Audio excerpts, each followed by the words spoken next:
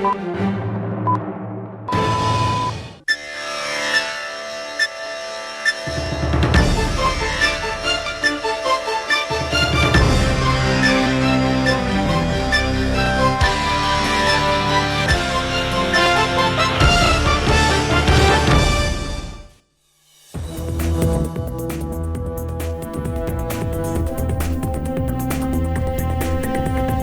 আলাইকুম। Channel I সংবাদে সবাইকে আমন্ত্রণ জানাচ্ছি। আমি আল আভি জাহান। সংবাদের শুরুতেই জানিয়ে দিচ্ছি ফ্রেশ আটা ময়দা সুজি সংবাদ শিরোনামগুলো। ইরানে বিক্ষোভে 5 শতাধিক নিহত বলে মানবাধিকার সংস্থার দাবি। মধ্যপ্রাচ্য সহ বিভিন্ন দেশের মার্কিন ঘাঁটি থেকে বড় হামলার হুঁশিয়ারি। গণহত্যা মামলায় সালমান এফ রহমান ও আনিসুল হকের বিরুদ্ধে বিচার শুরুর নির্দেশ। 10 ফেব্রুয়ারি সূচনা বক্তব্য ও সাক্ষ্য গ্রহণ। শহীদ ওসমান হাদী হত্যা মামলায় রাষ্ট্রপক্ষে 3 জন আইনজীবী নিয়োগ। 15 জানুয়ারি সিএমএম আদালতে শুনানির দিন ধার্য। বিশ্বকাপ ক্রিকেটের খেলা নিয়ে বিসিবির অবস্থানে বিএনপির সমর্থন, তবে ছোটখাটো বিষয় আলোচনার মাধ্যমে সমাধানের আহ্বান। এবং সশস্ত্র বাহিনীর অবসরপ্রাপ্ত কর্মকর্তাদের সঙ্গে সন্ধ্যায় জামাতের মতবিনিময় সভা। নির্বাচনী ইশতেহার তৈরির অংশ হিসেবে এই বৈঠক, বলছে দলটি।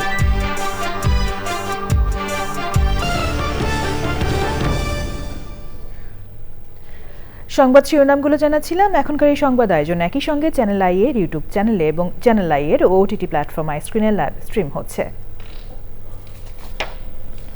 এবার বিস্তারিত। ইরানে চলমান বিক্ষোভে কমপক্ষে 538 জন নিহত হয়েছে বলে দাবি করেছে যুক্তরাষ্ট্র ভিত্তিক মানবাধিকার সংস্থা HRANA। এর মধ্যে 47 জন নিরাপত্তা বাহিনীর সদস্য ও 8 জন শিশু বলে জানিয়েছে সংস্থাটি। তবে বিক্ষোভ দমন করতে গিয়ে নিরাপত্তা বাহিনীর শতাধিক সদস্য নিহত হয়েছে বলছে ইরান সরকার। যুক্তরাষ্ট্রের প্রেসিডেন্ট ডোনাল্ড ট্রাম্প বলেছেন, ইরান ইস্যুতে কঠিন পদক্ষেপ নেওয়ার কথা ভাবছে মার্কিন সামরিক বাহিনী। বিক্ষোভকারীদের সাথে আলোচনায় বসে তাদের কথা শোনার প্রতিশ্রুতি দিয়েছেন ইরানের প্রেসিডেন্ট মাসুদ পেজেশকিয়ান। সুদীপ্তা মাহমুদের রিপোর্ট। ইরানে সরকার বিরোধী আন্দোলনে একের পর এক সংঘর্ষ ও সহিংসতার ঘটনায় এত বেশি মানুষ হতাহত হয়েছে যে অনেক হাসপাতালে তিল ধারণের ঠাঁই নেই। যুক্তরাষ্ট্র ভিত্তিক মানবাধিকার সংগঠন HRAN এর বরাত দিয়ে বার্তা সংস্থা রয়টার্স জানিয়েছে, সরকার বিরোধী বিক্ষোভকে কেন্দ্র করে নিহতের সংখ্যা বেড়ে 538-এ দাঁড়িয়েছে।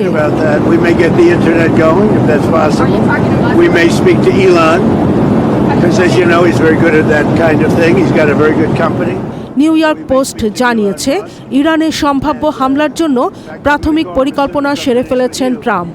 ইরানের আশপাশের দেশগুলোয় অবস্থিত মার্কিন ঘাঁটিগুলো থেকে হামলার হুমকি দিয়েছেন তিনি।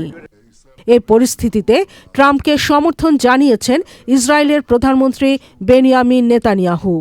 যুক্তরাষ্ট্রের সঙ্গে একাত্ম হয়ে ইরানে হামলা চালাতে সামরিক বাহিনী IDF-কে প্রস্তুত থাকার নির্দেশ দিয়েছেন তিনি।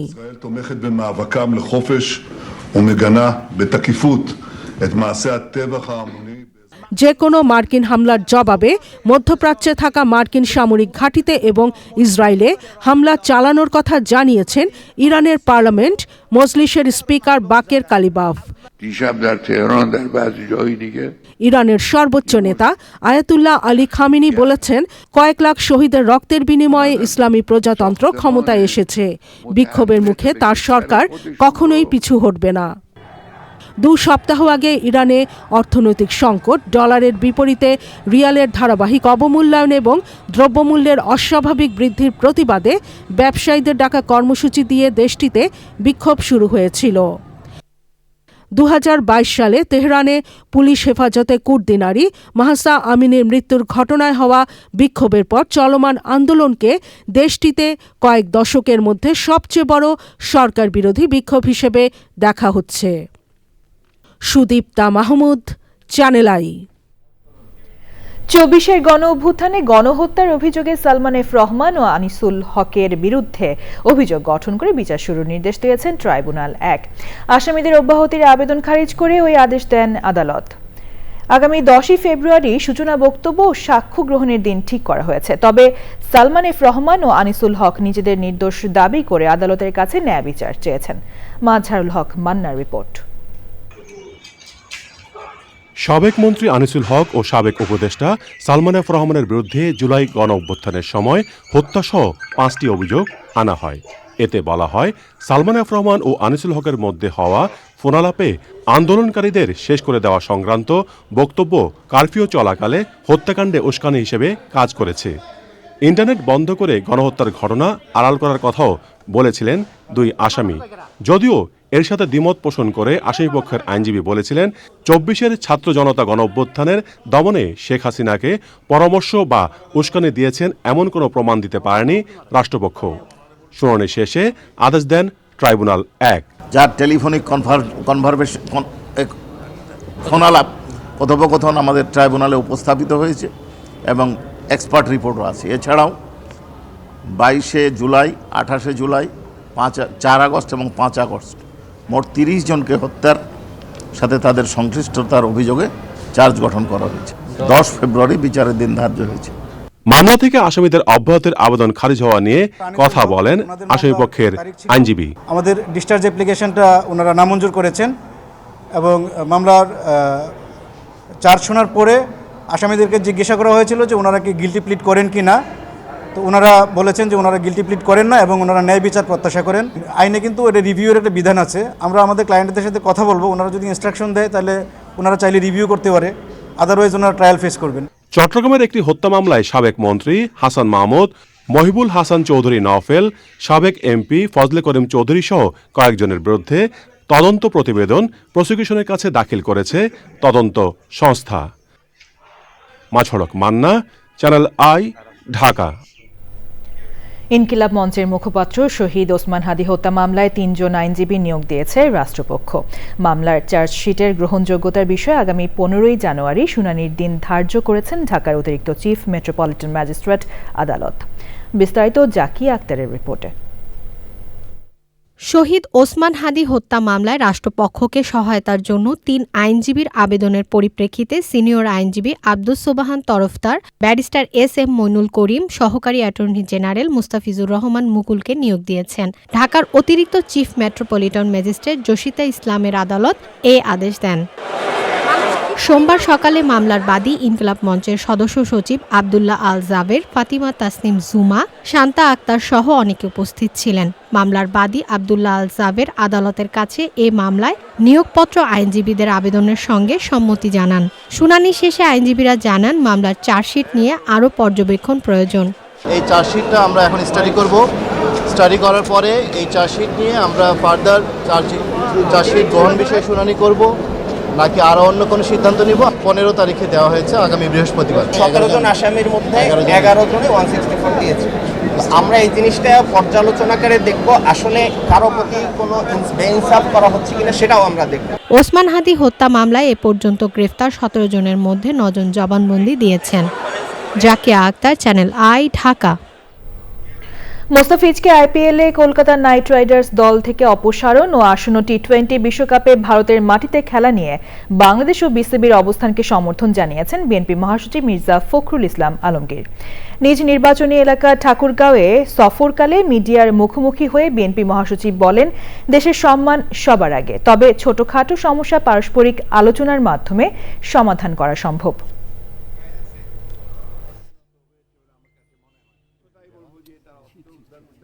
ক্রিকেটের ব্যাপারে আন্তর্জাতিক রাজনীতির প্রশ্ন জড়িত আছে, আমাদের দেশের সম্মান জড়িত আছে। নিঃসন্দেহে আমাদের একজন ক্রিকেটারকে অপমান করা হয়েছে, আমরা মনে করি এটা আমাদের দেশকেই অপমান করা হয়েছে। সেই ক্ষেত্রে আমি মনে করি ক্রিকেট কন্ট্রোল বোর্ডের যে সিদ্ধান্ত, সেই সিদ্ধান্তের সঙ্গে আমরা একমত, কিন্তু একই সঙ্গে আবার এটাও মনে করি যে ছোটোখাটো বিষয়গুলো নিয়ে অল্প জনের মধ্যেই সমাধান করাই হচ্ছে বেটার। টি-20 বিশ্বকাপে বাংলাদেশের খেলা নিয়ে ভবিষ্যৎ কি? ভারত সহ বিভিন্ন আন্তর্জাতিক মিডিয়ায় এ নিয়ে আসা খবরগুলো জানাচ্ছেন সাইদুর রহমান শামীম। আসন্ন টি-20 বিশ্বকাপে বাংলাদেশ ক্রিকেট দলের অংশগ্রহণের জন্য আজকের দিনটি ভীষণ গুরুত্বপূর্ণ। আপনারা জানেন, নিরাপত্তা ইস্যুতে ভারতে যে টুর্নামেন্টটি শুরু হবে আগামী 7ই ফেব্রুয়ারি, সেই টুর্নামেন্টে অংশগ্রহণের ক্ষেত্রে নিরাপত্তার ইস্যুতে বাংলাদেশ ক্রিকেট বোর্ড আইসিসির কাছে একটি আবেদন জানিয়েছিল, যেখানে তারা ভারতের মাটিতে বিশ্বকাপের খেলা খেলতে অস্বীকৃতি জানিয়েছে নিরাপত্তাহীনতার আশঙ্কায়। এবং এ বিষয় নিয়ে আইসিসির সাথে বিসিবির চিঠি চালাচালি হয়েছে এবং আইসিসির চাহিদা অনুযায়ী বাংলাদেশ কোন কোন ক্ষেত্রে নিরাপত্তা আশঙ্কায় ভুগছে সেগুলো জানানোর কথা ছিল। বাংলাদেশ সেটা পাঠিয়ে দিয়েছে দুদিন আগে। শনি এবং রোববার দুবাইতে আইসিসির অফিসে সাপ্তাহিক ছুটি থাকে, তাহলে আজকে সোমবার অথবা মঙ্গলবারের মধ্যে বাংলাদেশ তার সিদ্ধান্তটি পেয়ে যাবে আইসিসির কাছ থেকে, যে বাংলাদেশের আবেদনটি রাখা হয়েছে অথবা নাকচ করা হয়েছে বা বিকল্প কোনো সিদ্ধান্ত দেওয়া হয়েছে কিনা। বসে নেই অন্য অন্য দেশের মিডিয়া, ভারত এবং উপমহাদেশের অন্য অন্য মিডিয়ায় এ নিয়ে প্রেডিকশন এবং সেই স্পেকুলেশন চলছে এবং বিখ্যাত মিডিয়া ক্রিকবাজ এর মধ্যেই জানিয়েছে যে আইসিসি বাংলাদেশের আবেদনটি সরাসরি গ্রহণ করেনি। তারা যেটা একটা বিকল্প প্রস্তাব দিতে যাচ্ছে সেটা হলো গিয়ে বাংলাদেশের 4টি ম্যাচ ভারতের দক্ষিণ ভারতের চেন্নাই এবং কেরালার 2টি ভেন্যুতে আয়োজনের তারা পরিকল্পনা করছে। এ ব্যাপারে বিসিবির কাছে তারা প্রস্তাব দেবে এবং বিসিবি কি প্রস্তাবে সায় দেয় কিনা তার উপর তাদের সিদ্ধান্ত নির্ভর করছে। তো এটাই ছিল সর্বশেষ অবস্থা। এবং আপনাদের জানিয়ে রাখি, বাংলাদেশ টি-20 বিশ্বকাপের যে ফিকচারটি এর মধ্যে হয়ে গেছে তার মধ্যে 4টি ম্যাচ, তার মধ্যে 3টি ম্যাচ 7, 9 এবং 14 ফেব্রুয়ারি কলকাতার ইডেন গার্ডেন্সে, 17 ফেব্রুয়ারি আরেকটি ম্যাচ যেটা মুম্বাইতে, সাইদুর রহমান শামীম, চ্যানেল আই। এবার দেখবেন জাতীয় সংসদ নির্বাচন 2026।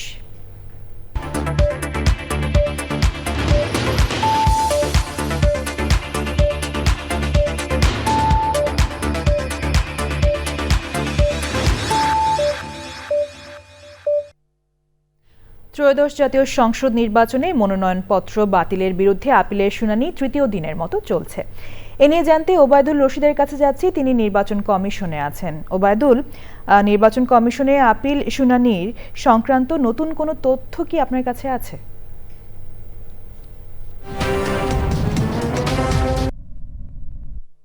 থেকে 3য় দিনের মতো নির্বাচন ভবনে চলছে আপিল নিষ্পত্তির শুনানি। তো এখন পর্যন্ত যদি আমি বলি 36 নম্বর যদি সংখ্যায় বলি, সেটির হচ্ছে শুনানি শেষ হয়েছে। আসলে শুনানি হয়েছে 35টি, কারণ একজন আসেননি। সেই হিসেবে এখন পর্যন্ত মঞ্জুর হয়েছে 19টি, নামঞ্জুর হয়েছে 13টি, স্থগিত রয়েছে 2টি এবং প্রত্যাহার করা হয়েছে 1টি। তো এর মধ্যে যেটি হয়েছে যে জামায়াতে ইসলামের প্রার্থী দ্বৈত নাগরিকত্বের কারণে চট্টগ্রাম 9 আসনের যিনি প্রার্থী ছিলেন AKM ফজলুল হক, তার আপিল নামঞ্জুর হয়েছে, যেটি আসলে রিটার্নিং অফিসারেরও এই একই সিদ্ধান্ত ছিল। তখন তিনি এখানে এসে বেশ কিছু অভিযোগ করেছেন, তিনি বিভিন্ন রেফারেন্স দিয়েছেন যে এই প্রার্থীদের দ্বৈত নাগরিকত্ব থাকার পরও তাদেরগুলো মনোনয়নপত্রগুলো বৈধ হয়েছে, কিন্তু তারটি আসলে বৈধ ছিল না, হয়নি। এই বিষয়ে তিনি আসলে ক্ষোভ জানিয়েছেন। এছাড়া যদি বলি যে এ তো গেল হচ্ছে যাদের মনোনয়নপত্র অবৈধ হয়েছে এর আগে রিটার্নিং কর্মকর্তার কার্যালয়ে, তাদের কথা। তো মনোনয়নপত্র বৈধ হবার পরেও কিশোরগঞ্জ 5 আসনের যিনি বিএনপির প্রার্থী রয়েছেন, তার মনোনয়নপত্র বৈধ ছিল এবং কিন্তু তার বিরুদ্ধে একটি আপিল করেছিলেন আরেকজন প্রার্থী। তো সেই আপিলের পরে যেটি হয়েছে যে রিটার্নিং কর্মকর্তা যেই কিশোরগঞ্জ 5 আসনের বিএনপি প্রার্থীর মনোনয়নপত্র বৈধ ঘোষণা করেছিলেন এবং এখানেও কিন্তু আসলে সে বৈধই ঘোষণা করা হয়েছে। যদি আগের সংখ্যা হিসেবে বলি তাহলে সবচেয়ে বেশি আসলে মনোনয়নপত্র বাতিল হয়েছিল দলগতভাবে, সেটি হচ্ছে জাতীয় পার্টি। তো জাতীয় পার্টির মহাসচিব তার দলের যে প্রার্থীরা রয়েছেন আপিল করেছেন তাদের পক্ষে এখানে শুনানিতে এসেছেন। তিনি কিছুক্ষণ আগে আমাদের সাথে কথা বলেছেন, তখন তিনি বেশ কয়েকটি অভিযোগ করেছেন। তিনি বলেছেন যে তাদের বগুড়ার যে পার্টি অফিসটি রয়েছে সেটি আসলে তালাবদ্ধ রয়েছে এবং একই সঙ্গে তিনি সেটি খুলে দেওয়ার জন্য আহ্বান জানিয়েছেন এবং তিনি বলেছেন যে রাষ্ট্র যদি নির্বাচনে অংশ নেওয়া দল এবং দলীয় প্রার্থীদের জানমাল রক্ষায় সক্ষম না হয় তবে সুষ্ঠু নির্বাচন সম্ভব হবে না। এ সময় তিনি বলেছেন তাদের আরও শুনানি রয়েছে এবং তারা প্রত্যাশা করছে যে সেগুলো শুনানিতে তাদের পক্ষে রায় আসবে এবং যেগুলোতে তাদের পক্ষে রায় আসেনি তারা আসলে সেগুলো নিয়ে আদালতে যাবেন বলেও এখানে বলেছেন। তো বিকেল 5টা পর্যন্ত এই আপিল শুনানি চলবে। তারপরে আসলে সার্বিক যে তথ্য যে কতজনের আপিল মঞ্জুর হলো এবং না মঞ্জুর হলো সেটি আমরা জানতে পারবো। আভি। ওবায়দুল রশিদ, ধন্যবাদ আপনাকে। সশস্ত্র বাহিনীর অবসরপ্রাপ্ত কর্মকর্তাদের নিয়ে সোমবার সন্ধ্যায় মতবিনিময় সভা করবে জামায়াত ইসলামী। বৈঠকে ভূ রাজনীতি ও দেশের নিরাপত্তা সহ আসন্ন নির্বাচন নিয়ে তাদের মতামত গ্রহণ করা হবে। নির্বাচনী ইশতেহার তৈরির অংশ হিসেবে এই বৈঠক বলে জানান জামায়াতের সহকারী সেক্রেটারি জেনারেল। বিস্তারিত তাফিমুল ইসলামের রিপোর্টে। জুলাই গণঅভ্যুত্থানের পর থেকেই দেশের রাজনীতির মাঠে বাড়ছে জামায়াতে ইসলামের প্রভাব। বিভিন্ন শ্রেণী পেশার মানুষের কাছে পৌঁছাতে মতবিনিময় সভাসহ নানা কার্যক্রম চালাচ্ছে দলটি। নির্বাচনের আগে গুরুত্বপূর্ণ এ সময়ে সশস্ত্র বাহিনীর অবসরপ্রাপ্ত কর্মকর্তাদের সাথে মতবিনিময় সভার আয়োজন। সোমবার সন্ধ্যায় চীনমৈত্রী সম্মেলন কেন্দ্রে আয়োজিত সভার প্রধান অতিথি জামায়াতের আমির ডক্টর শফিকুর রহমান। অবসরপ্রাপ্ত সামরিক কর্মকর্তাদের সাথে কেন এই সভা, প্রশ্ন ছিল জামাতের সহকারী সেক্রেটারি জেনারেলের কাছে। কোন কোন কাজ করলে দেশ এবং দেশের নিরাপত্তা সার্বভৌমত্বের ক্ষেত্রে আমাদের ভূমিকা রাখা উচিত, সেই কথাগুলি তাদের থেকে পরামর্শ হিসেবে আসবে। তারা দেশের দায়িত্ব পালন করেছে, তাদের অভিজ্ঞতা আছে, আইন শৃঙ্খলার উন্নয়নে কোনো কোনো ক্ষেত্রে তাদেরকে অনেক সময় ব্যবহার করতে করেছে, এই জন্য তাদের তো মাঠের অভিজ্ঞতাটা বেশি। নির্বাচনী ইশতেহার তৈরিতে সব শ্রেণী পেশার মানুষের কাছে মতামত গ্রহণ করা হচ্ছে বলেও জানান তিনি। ডাক্তার, কৃষিবিদ, তারপরে শিক্ষক, আমরা অনেকের মতামত আগে নিয়েছি, আর এই সময়ের মধ্যে যতটুকু করা যায় সেটা আমরা করব। আমরা পেশাজীবীদের বিভিন্ন সেক্টরের সাথে বসেছি, কারণ এবারে আমাদের পদক্ষেপ হলো যে মাঠ কি চায়, সেক্টর ওয়াইজ কি চায়, আবার দেশের যেহেতু আমাদের টার্গেট হচ্ছে সবাইকে নিয়ে। এই জামাত নেতা আরও জানান, আগামীতে সবাইকে নিয়ে বাংলাদেশ গড়ার অঙ্গীকার হিসেবেই সবার কাছে যাচ্ছে জামায়াতে ইসলামী। তাফিমুল ইসলাম, চ্যানেল আই, ঢাকা। সংবাদের এ পর্যায়ে নিচ্ছি বিরতি।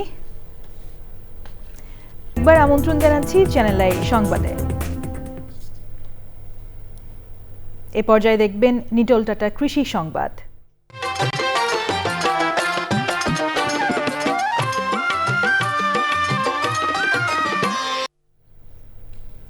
বর্ষা, শীত কিংবা ঘন কুয়াশা প্রকৃতির প্রতিকূলতা উপেক্ষা করে নড়াইলে সরিষার ভালো ফলন হয়েছে। রোগবালাই কম, খরচ ও শ্রম কম এবং লাভ বেশি হওয়ায় জেলায় জনপ্রিয় হয়ে উঠছে রিলে পদ্ধতির সরিষা চাষ। এবার প্রকৃতি সংবাদ।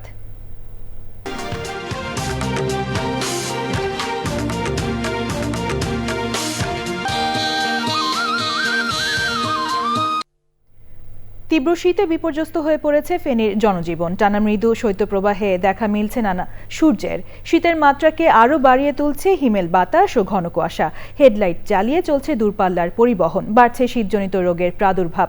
চরম দুর্ভোগে দরিদ্র, ছিন্নমূল ও খেটে খাওয়া মানুষ। এখন দেখবেন খেলার খবর। সবশেষে ফ্রেশ আটা, ময়দা, সুজি। সংবাদ শিরোনামগুলো জানিয়ে দিচ্ছি আরও একবার। ইরানে বিক্ষোভে 5 শতাধিক নিহত বলে মানবাধিকার সংস্থার দাবি। মধ্যপ্রাচ্য সহ বিভিন্ন দেশের মার্কিন ঘাঁটি থেকে বড় হামলার হুঁশিয়ারি। গণহত্যা মামলায় সালমান এফ রহমান ও আনিসুল হকের বিচার শুরুর নির্দেশ। 10 ফেব্রুয়ারি সূচনা বক্তব্য ও সাক্ষ্য গ্রহণ।